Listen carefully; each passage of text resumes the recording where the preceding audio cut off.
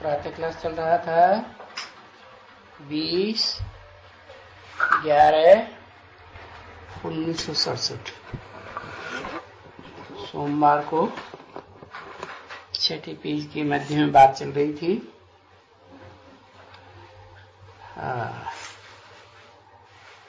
ये जो अलग अलग भाषाओं के ट्रांसलेटर्स होते हैं ना, उनको बहुत पगार मिलता है, लेकिन सबसे जास्ती पगार तो साइंस घमंडियों को मिलता है, जो बॉम्ब्स बनाते हैं। तो वो हैं हद के बॉम्ब्स और ये हैं बेहद के बॉम्ब्स। नाम है ना, ये मौत के लिए है ना। एरोप्लेन की तो बात छोड़ दियो, वो तो बड़ी घूमने के लिए है। पर ये जो बॉम्ब्स सब कहते हैं, वो तो तभी तो समझेंगे ना। ये बॉम्ब्स की तो यही है, मिसाइल्स। जो शास्त्रों में लिखा है कि वो जो वृष्णवंशी यादव थे, उनके पेट से, बुद्धि रूपी पेट से मिसाइल से निकले, मूसल निकले, मूसल। मिसाइल्स को मूसल लिख दिया है। उनका आकार मूसलों जैसा होता है ना, तो एक दो को लड़ाते हैं, टकराते हैं।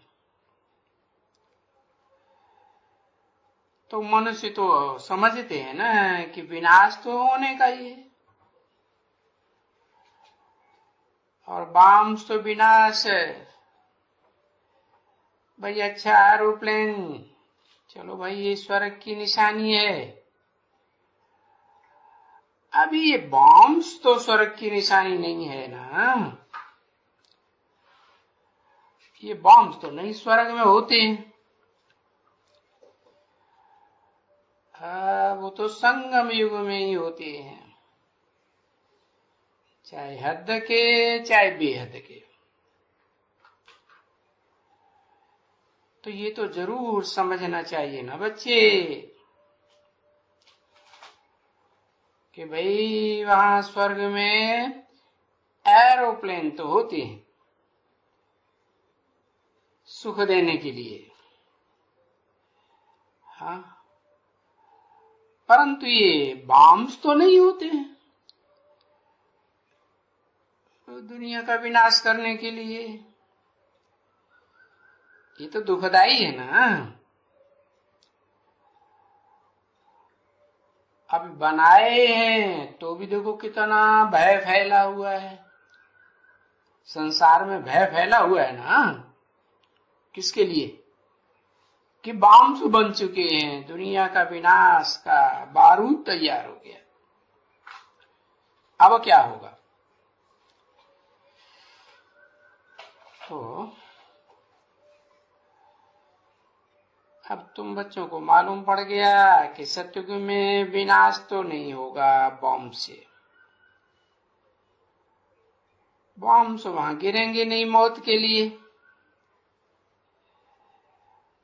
क्योंकि ये तो विनाश की निशानी है। अच्छा, तो ये भी तो समझ जाना चाहिए ना कि अभी इनसे विनाश जरूर होना है। बना ये कोई दुनिया की सजावट के लिए नहीं बनाए गए हैं, है? जैसे घर में खिलौने बनाते हैं सजावट के लिए, नहीं। तो विनाश तो होता ही है इनसे, ये पक्का है, बनाए गए हैं, इसीलिए तो बनाए गए। तो मनुष्य को समझना चाहिए ना कि भाई अब दुनिया का विनाश तो सामने खड़ा है।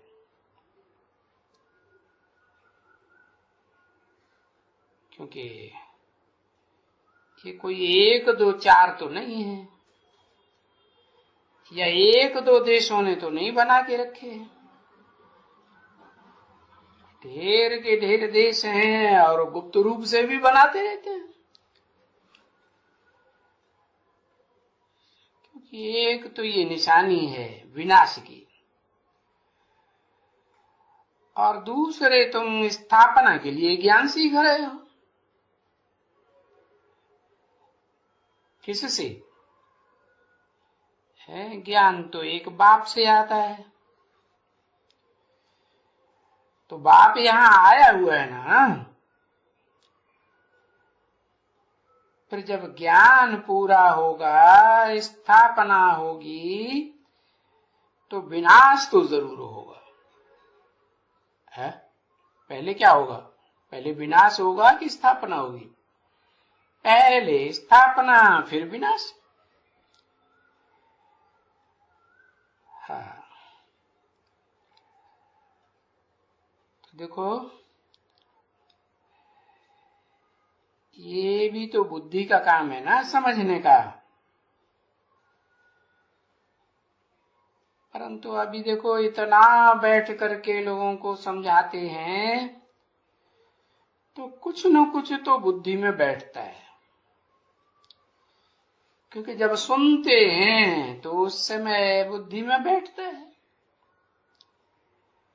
फिर बाहर जाते हैं तो दुनिया की चकाचौंध में सब भूल जाते हैं।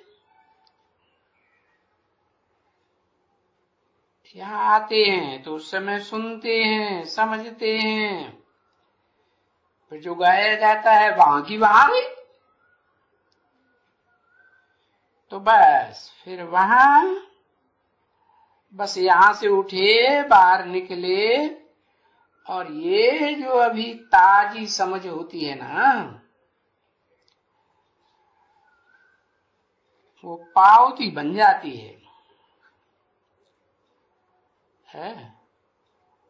जो यहां से समझ मिलती है वो गुम हो जाती है एकदम।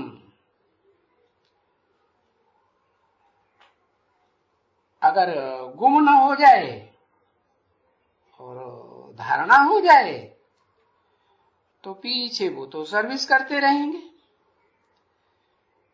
परंतु वो फिर सर्विस कर नहीं सकते है। तो कितना इनका हिस्सा है नई दुनिया में सुख भोगने का हिस्सा चट हो जाता है, खत्म हो जाता है। नहीं तो कितना पूरा बाबा समझाते हैं अच्छी तरह से। ये जो समझानी बाबा देते हैं बैठ करके, कोई भाषण भी करो कहाँ तो भी तुम्हारी हियर हियर होवे।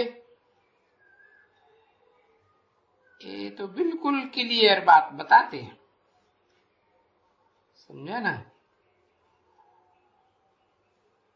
और है तो ये गीत का अर्थ तो निकला ना। तो देखो, परंतु देखो गीत का अर्थ कितना सारा रचता रचना के आदि मध्य अंत का समझाई दिया है। बच्चों को सारा राज समझाया, परंतु होता क्या है कि ये तो जरूर है, जैसे टीचर है पढ़ाते हैं, पीछे सुनते तो सभी स्टूडेंट्स हैं, पर कोई के अंदर में धारणा होती है, कोई के अंदर में नहीं होती है। तो कोई पास हो जाते हैं तो कोई फेल हो जाते हैं।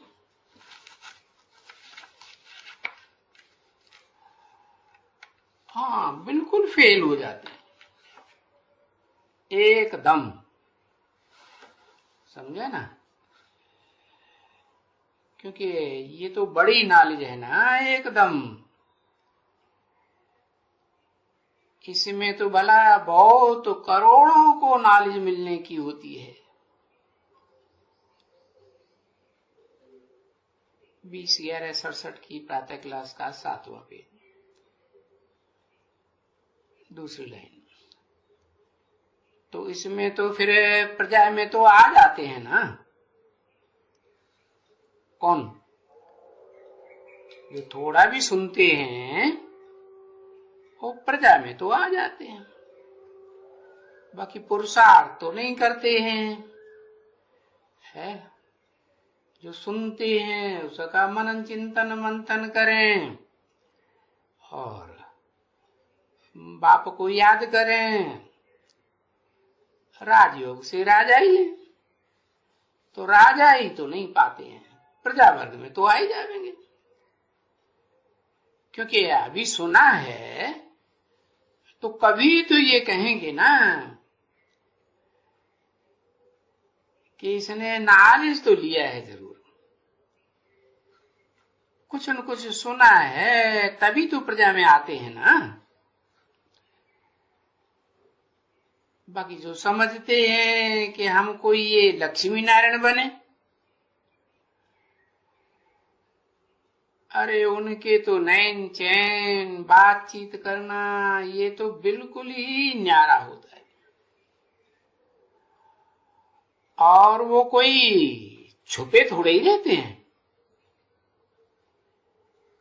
ना बच्ची, वो तो अपना शो करते ही हैं। है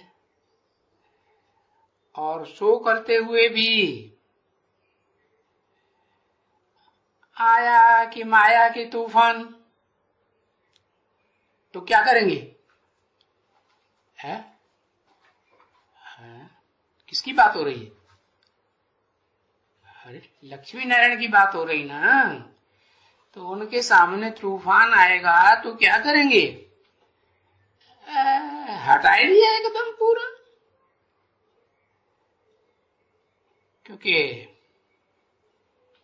इसमें तो बहुत तूफान में गिरते हैं एकदम। ये जो काम का शत्रु है ना, उसमें तो एकदम लेटाई देते हैं। वो बड़ा तीखा दुश्मन है। जैसे दो पहलवान लड़ते हैं ना, तो जो तीखा होगा वो क्या करेगा? धक्क से जमीन पर लिटाई देगा। हाँ? तो अरे उस दुश्मन के कारण कौन है? काम महाशत्रु के। तो किसे कहेंगे? कहेंगे ये आंखें। तो ये सभी जो बाप बैठ करके समझाते हैं, ये समझाने, इसको तो ज्ञान कहा जाएगा ना बच्चे। तभी तो ये गीत है ना, हे भगवान। क्योंकि बस हम तो भगवान के लिए ही कहते हैं कि आओ, आकर के हम घोर अंधियारे में पड़े हैं, आकर के हमारे ज्ञान का दीपक जगाओ। तो किसको कहते हैं? ज्ञान का दीपक है जगाओ, भगवान को कहते हैं। और भगवान कब आएंगे? वो तो बेचारे घोर अंधियारे में पड़े हुए हैं। किसने डाला है? इन शास्त्रकारों ने, विद्वान पंडित आचार्यों ने जो शास्त्रों में लिख दिया ना कि ये सृष्टि लाखों वर्ष की है, और अभी तो कलयुग के हजारों वर्ष पड़े हुए हैं। अभी तो बच्चा है, कलयुग रेगड़ी पहन रहा है।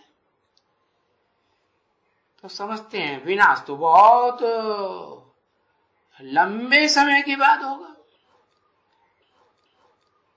है तो वो तो अभी बोलता है 40,000 वर्ष के बाद भगवान आवेंगे। है तो भाई वो सब तो घोर अंधियारे में हैं। वो शास्त्र बनाने वाले विद्वान पंडित आचार्य और जो उनकी बातों पर विश्वास करने वाले हैं, वो दुनिया वाले भी घोर अंधियारे में। और इस बात की भी ब्राह्मणों की दुनिया में शूटिंग होती है कि नहीं है? हाँ, यहाँ भी रिहर्सल होती है। घोर अंधियारे में पड़े, यहाँ कौन सी रिहर्सल होती है? यहाँ कौन से वेद शास्त्र हैं?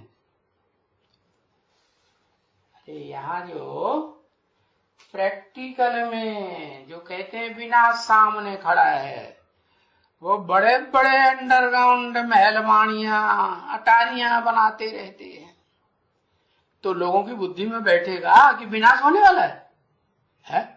क्या समझेंगे? ये हमको पैसा कमाने के लिए बेवकूफ बना रहे हैं और खुद तो कंक्रीट के मजबूत मजबूत मकान बनाते चले जा रहे हैं। तो देखो, घोर अंधियारे की शूटिंग हो रही है कि नहीं हो रही? नहीं हो रही है। तो इसलिए जो कुछ भी कल पहले हुआ है, ये सभी कौरव विनाश काले विपरीत बुद्धि है। क्यों कौरव नाम दिया है? कहते हैं कुरु की संतान थे। किसकी संतान है? कुरु की संतान। कुरु माने करो। क्या करो? अरे कर्मेंद्रियों से कर्म करो। तो कर्मेंद्रियों से कर्म करेंगे हैं, तो ये नहीं समझते हैं कि कर्मेंद्रियों में मुख्य कर्मेंद्रिय कौन सी है जो पहले कर्म करने के लिए आगे आ जाएगी है? जो बाप बताते हैं ये महाशत्रु है। कौन सी कर्मेंद्रिय है? सब कहेंगे कि कामेंद्रिय। तो कर्म करो, उनका ये कर्म है सबसे बड़ा है। मन बुद्धि में घूमता ही रहता है। तो वो जो कुरु है, कहते हैं करो करो, कुरु की संतान हुए कौरव। उनके लिए फिर शास्त्रों में लिखा है कि विनाश काले विपरीत बुद्धि। जब विनाश का काल आता है तो बुद्धि विपरीत हो जाती है।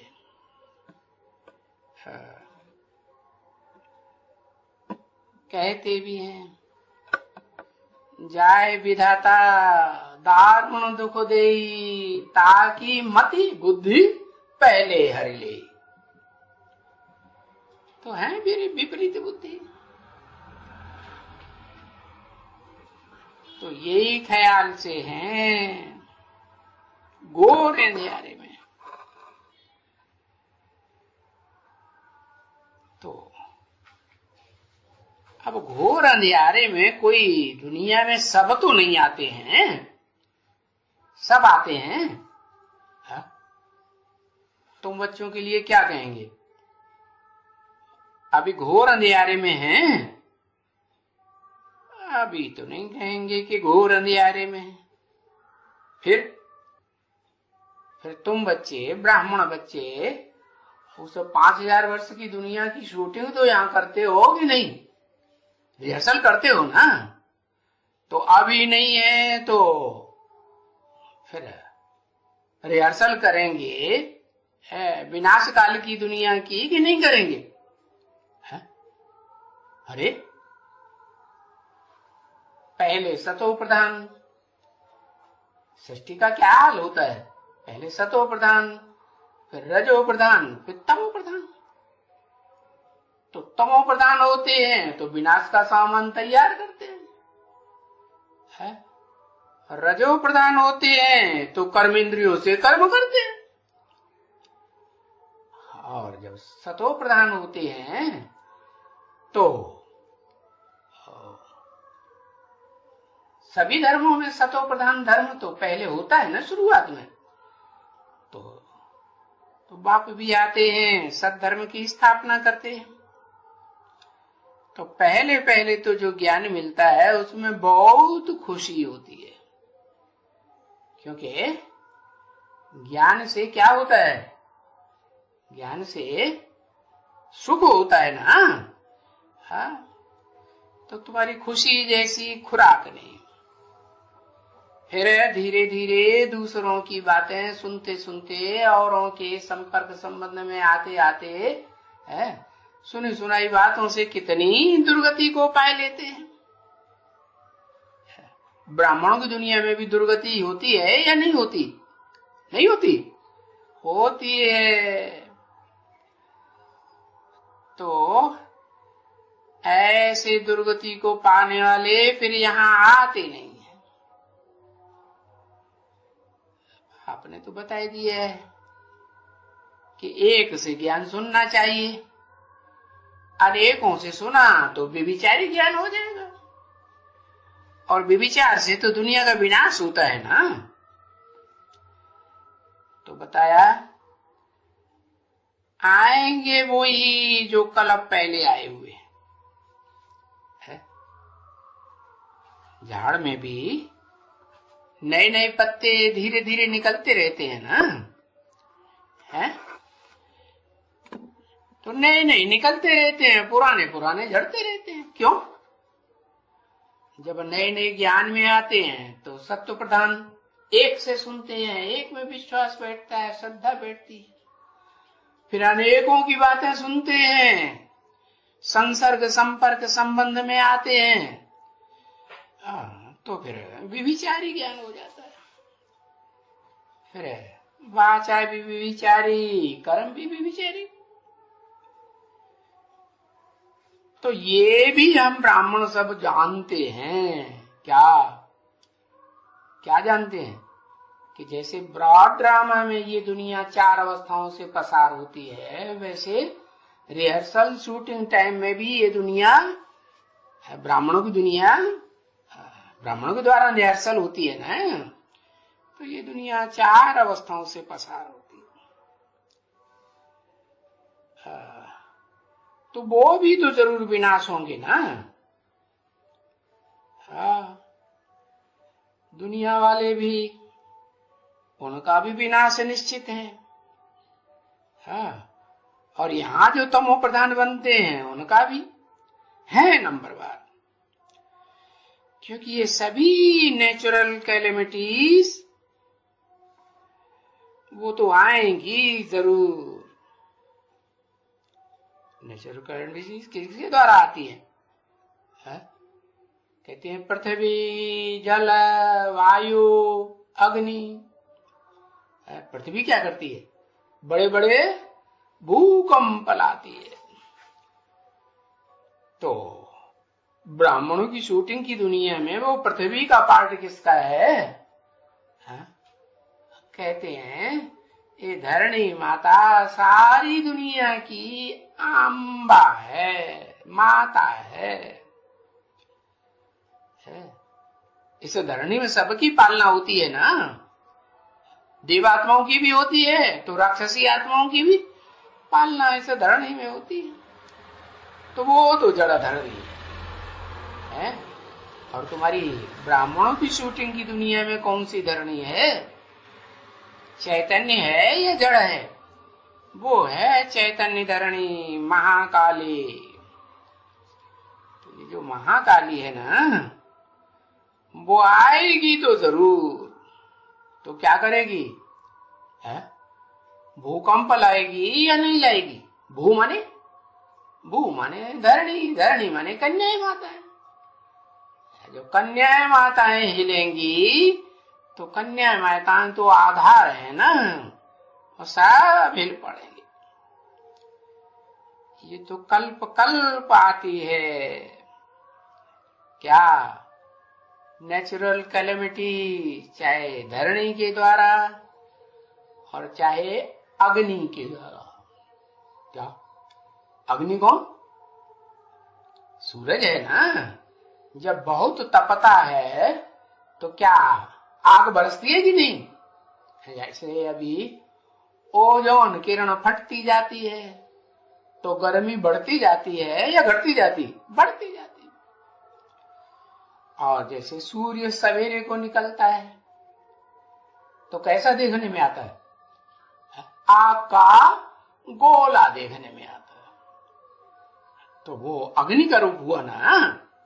हाँ, तो जैसे अग्नि कहो सूरज कहो, बात तो एक ही हो जाती है। तो ये कल्प कल्प है, ये अग्नि है, ये वायु है, झंझावात आता है, जो साइक्लोन आता है ना, बड़े बड़े साइक्लोन आते हैं, तूफान आते हैं, तो कितना विनाश हो जाता है। अगर नहीं आते होते तो क्यों? अगर नहीं आए होते तो ये साक्षात्कार क्यों कराया विनाश का? आते हैं तभी तो साक्षात्कार कराया ना, समझे ना? तो कल्प पहले भी साक्षात्कार कराया था, नहीं चलता, और अभी भी साक्षात्कार करावेंगे। आज में भी बहुत साक्षात्कार हुए ना, आज इस अंतिम में भी हो गए। अब उन्होंने तो एक के लिए लिख दिया है कि अर्जुन को साक्षात्कार कराया। अब वो गीता तो झूठी है। अब ब्राह्मणों की दुनिया में किसको साक्षात्कार कराया? कहते हैं दादा लेखराज को विनाश का भी साक्षात्कार कराया। तो कब कभी छूट गई, रोने लगे। तो वो तो उन्होंने एक के लिए लिख दिया है, परंतु इनकी बातों में भी कुछ न कुछ आटे में लून मिसल सच्चाई है जरूर। उन शास्त्रकारों के शास्त्रों में भी सच्चाई है या नहीं? अगर नहीं होती तो बाप यू क्यों कहते कि मैं शास्त्रों का सार आकर के सुनाता हूं? वेद शास्त्रों का सार मैं सुनाता हूं, असलियत क्या है वो मैं बताता हूं। तो अभी तो यहां तुम प्रैक्टिकल में देखते हो ना, मैं सार की बातें तुम्हें बताता हूं ना, तो कोई एक को थोड़े ही साक्षात्कार होते हैं, ये तो बहुतों को होते हैं, और ये है बुद्धि का साक्षात्कार। तीसरे ज्ञान नेत्र का साक्षात्कार है वो भक्त लोगों का, जो भक्ति मार्ग में साक्षात्कार होते रहे, मीरा को, रैदास को, तुलसीदास को, सूरदास को, वो कोई बंद आंखों के साक्षात्कार की बात नहीं है। असलियत तो ये ज्ञान के साक्षात्कार की बात है। तो तुम्हारी बुद्धि में साक्षात्कार होता है ना। अरे ऐसे बहुत हैं जिनको इन ज्ञान की बातों का भी साक्षात्कार होता है, ढेर है। इनका तो साक्षात्कार, क्योंकि आत्मा तो बिंदी है, उसका साक्षात्कार क्या होगा? अब बिंदी का साक्षात्कार कोई समझेगा ही नहीं। वो तो गीता में सुनाई दिया है, अखंड सूर्यों से जी तेजोमय, 1000 सूर्यों का तेज इकट्ठा हो जाए, इतना तेज हो मेरे, फलाना ठिकाना। अरे उसकी तो बात ही नहीं। अभी भला और किसका, कभी उनको साक्षात्कार मानेंगे? ब्रह्मा के बगैर दूसरे का किसका मानेगा? क्योंकि अभी जो ब्रह्मा दिखलाते हैं ना, है तुम बच्चे ब्रह्मा का चित्र दिखलाते हैं ना लोगों को, है तो सभी क्या करते हैं? महिमा करते हैं कि ग्लानि करते हैं? मैं ब्रह्मा की क्या करते हैं? ग्लानि करते हैं। बाप ने तो बता दिया सबसे जास्ती ग्लानि होती है बाप की, फिर उसके बाद सबसे जास्ती किसकी है? पहले नंबर में बाप की ग्लानि, फिर दूसरे नंबर में ब्रह्मा की ग्लानि होती है। तो अभी तो ब्रह्मा ने भी शरीर छोड़ दिया, उनकी ग्लानि की बात भी खत्म हो गई। तो अब किसकी ग्लानि होगी? किसका नंबर है? कहेंगे ब्रह्मा की ग्लानि के बाद फिर बाप की ग्लानि। तो सभी गालियां देते रहते हैं, ठीक है ना? अच्छा, भला अगर ये बाप नहीं होता, मान लो कृष्ण होता, तो कृष्ण को तो इतना सुंदर सलोना है, मंदिरों में कितना सजाते हैं, तो कृष्ण को क्यों क्या गाली देंगे? है भाई, कोई देते हैं? ये तो सिद्ध कर दिया, जबकि कृष्ण तो कभी नहीं था, है जिसने ये सुनाया हो, भगवान ने आकर के कृष्ण में सुनाया,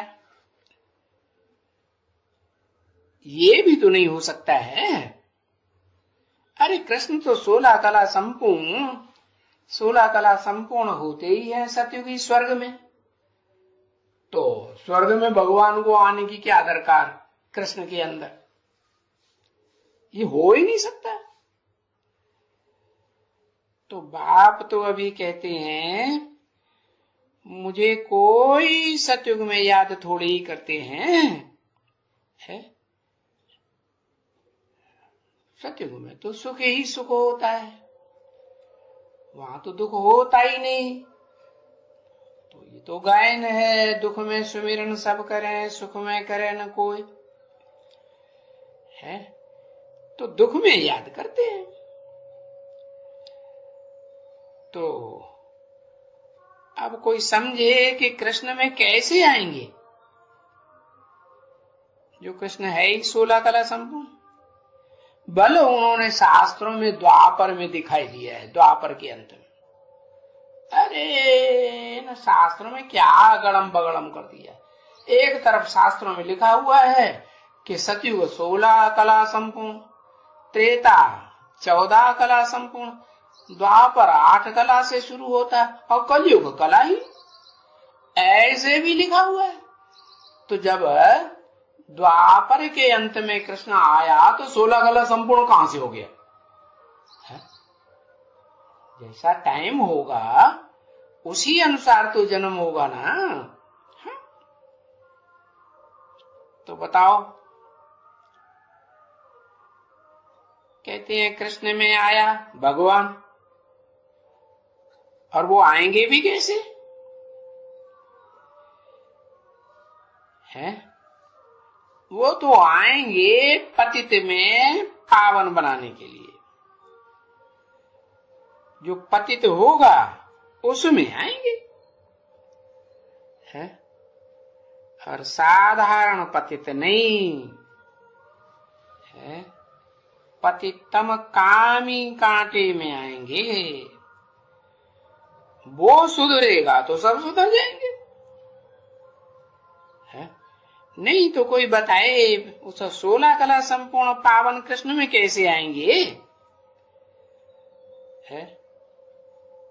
क्योंकि आते ही हैं पराई शरीर में, पराई दुनिया में, है? तो वो स्वर्ग की दुनिया कोई पराई तो नहीं है ना। ये तो पराई दुनिया, ये दुखदाई दुनिया, ये रावण राज्य की दुनिया, यही दुनिया तो है ना कलयुग का अंत, है? रावण को 10 शीश दिखाते हैं ना, तो कलयुग के अंत में सारे ही धर्म आकर के रावण संप्रदाय बन जाते हैं, तमो प्रधान। रावण को क्या कहेंगे, सतो प्रधान या तमो प्रधान?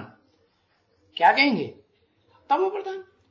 तो तमो प्रधान दुनिया में बाप आकर के नई सतो प्रधान दुनिया बनावेंगे ना।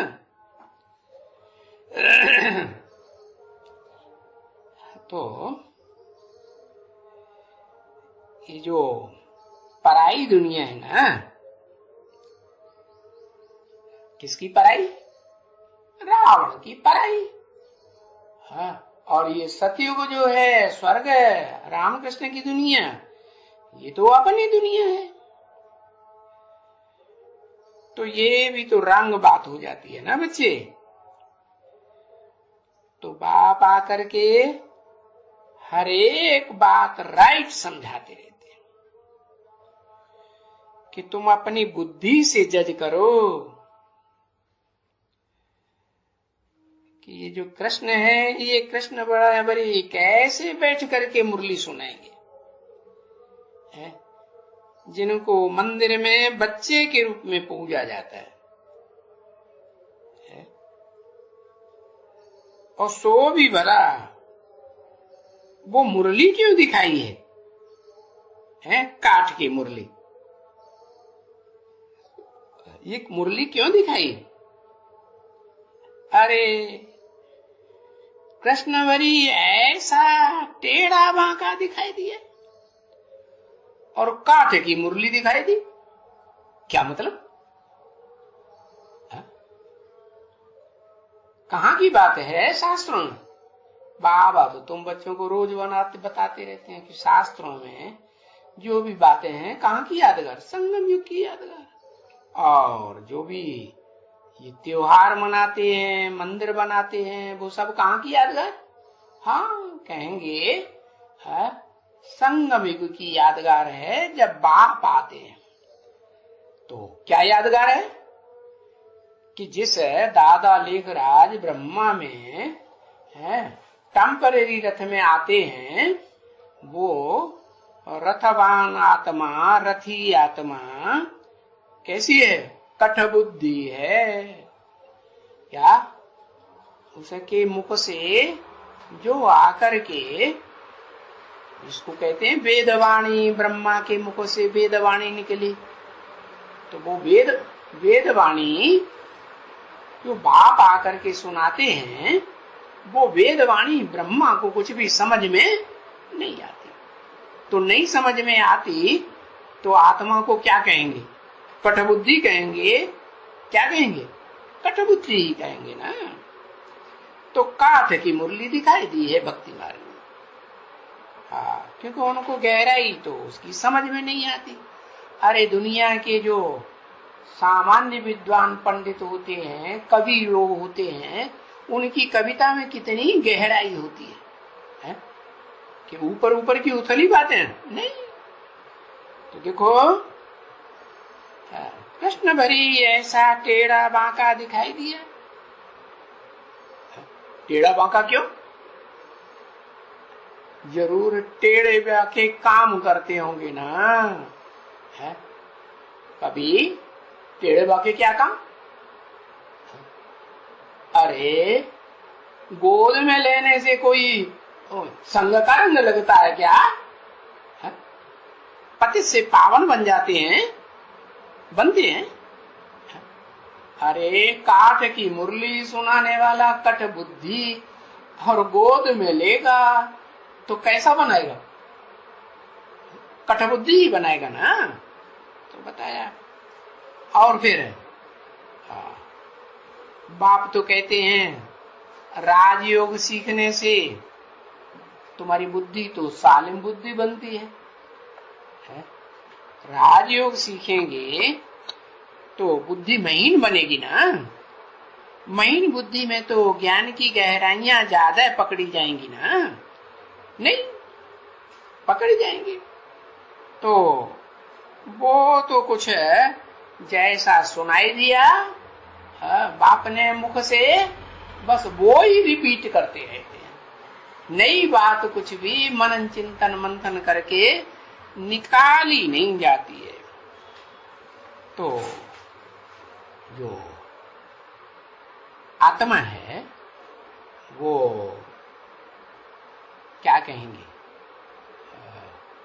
जो दिल है वो पावरफुल बनेगा या कमजोर हृदय बनेगा? है?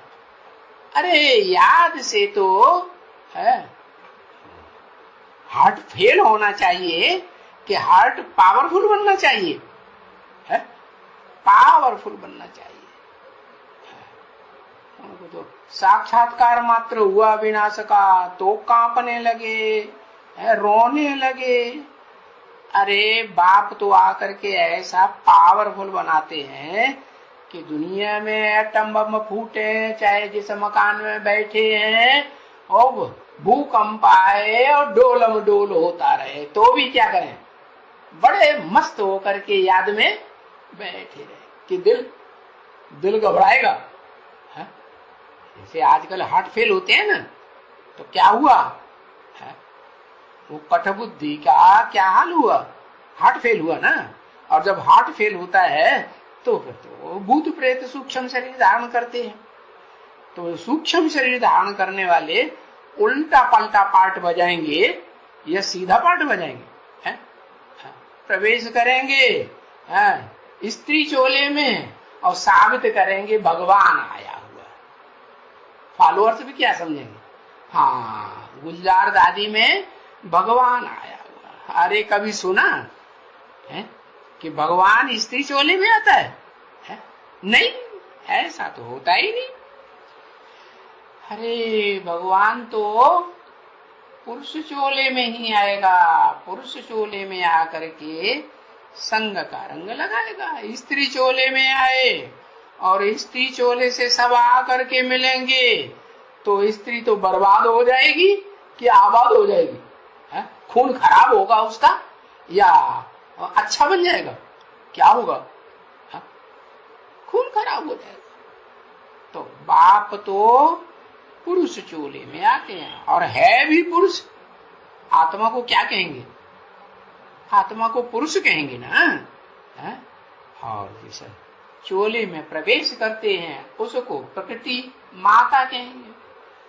तो जो प्रकृष्ट कृति है ना, इसलिए कि बाप योग बल से उस शरीर रूपी प्रकृति को जिसमें मुकर्रर रूप से प्रवेश करते हैं उसे कैसा बनाते हैं? कैसा बनाते हैं? योग युक्त बनाते हैं। हाँ, दिखाते हैं कि परम धाम का रंग कैसा होता है। परम धाम जहाँ आत्माएं रहती हैं लाल लाल रंग दिखाते हैं ना। हाँ। तो तुम बच्चे तो जानते हो कि वो माता, जिस माता के गर्भ से ये सारा संसार जन्म लेता है और ये 16 कला संपूर्ण कृष्ण भी जन्म लेता है कि नहीं? वो भी जन्म लेता है। और उसको जन्म देने वाली माता जहां से जन्म लेती है वो भी कहां से आती है? कहेंगे परम ब्रह्म से आती है। कहां से आती है? परम ब्रह्म लोक, परम धाम से ही कहेंगे ना। हाँ, ऊंचे धाम वो है। तो बताया उसका रूप कैसा बन जाता है? एकदम जैसे आग का गोला बन जाती है। ऐसे और तालवाल थोड़े ही कुछ होता है जो उन्होंने दिखाई दिया है। हिरण्यगर्भ है, सोने का गर्भ, सोना तो चमकता हुआ लाल लाल दिखाई देता है ना, तो ऐसी कोई बात नहीं। मनुष्य तो मनुष्य ही होते हैं। हाँ, ये है, उनमें रूहानियत की लालिमा दिखाई देती है चेहरे से, नहीं? हाँ, और जिसमें जिस्मानियत होगी, जिसमें पतितपना होगा, तो चेहरा काला होता जाएगा या लाल टमाटर जैसा होता जाएगा, है? हाँ, तो बताया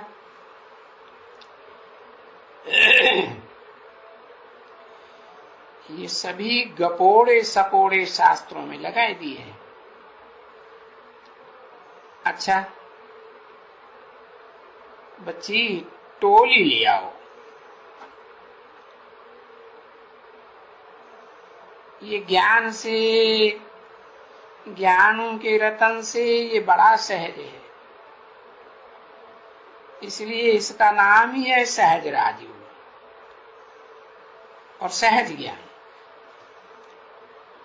तुम तो समझते हो कि ये बहुत सहज ज्ञान है?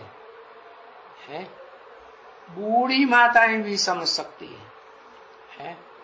छोटा समझदार बच्चा हो वो भी समझ सकता है, टिकलू टिकलू सुनाता रहेगा, अति सहज है। परंतु नहीं, फिर बहुतों के लिए बहुत मुश्किल हो जाता है। क्या? क्यों क्यों मुश्किल हो जाता है? क्योंकि अंदर से एक और बाहर से दूसरे होकर रहते हैं। नहीं तो भोले भालों के लिए भगवान आता है, भोलों का भगवान है या तिकड़मबाजों का भगवान है? भगवान किसका है? पहले भोला भंडारी कहा जाता है ना। तो बहुतों के लिए तो बहुत मुश्किल है, टेढ़ी बुद्धि है ना, समझे ना, धारणा होती ही नहीं, क्योंकि वो फिर योग में रह नहीं सकते हैं, धारणा ही नहीं होती, भावना ही नहीं है। जैसे भावना उड़ जाती है। यहां तो देखो बाप ऐसी दुनिया बनाते हैं, ये प्रकृति तुम्हारी दासी हो जाती है। क्या है? जो